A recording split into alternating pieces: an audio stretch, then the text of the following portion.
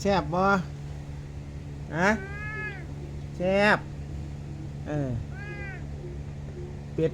อันนั่นอันเป็ดข้อเป็ดย่างฟักให้กินนะแซ่บ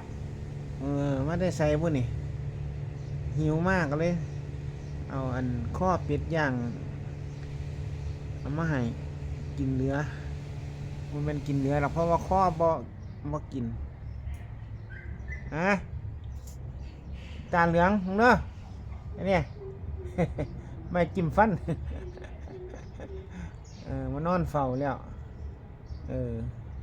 มานอนเฝ้าแล้วบ่เห็น2 มื้อ